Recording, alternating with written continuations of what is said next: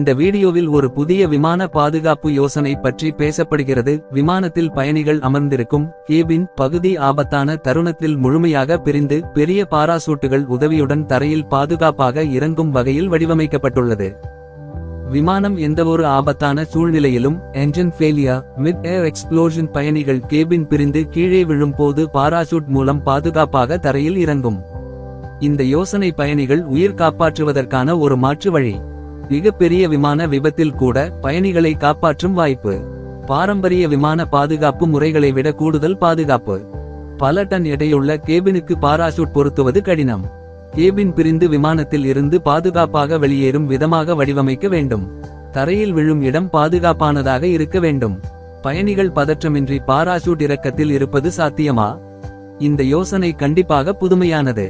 ஆனால் அந்த அளவுக்கு பெரிய கேபினை பறக்க வைக்கும் பாராசூட் வடிவமைப்பது கடினம். கேபின் பிரியும் போது பயணிகள் பாதுகாப்பாக இருக்க வேண்டும். மேலும் தரையில் விழும் இடம் கட்டுப்பாட்டில் இருக்க முடியுமா? இந்த யுக்தி ஏற்கனவே ராக்கெட்டுகளுக்கு இருக்கிறது. விமானத்திலும் இந்த தொழில்நுட்பத்தை கொண்டு வர முடியும்.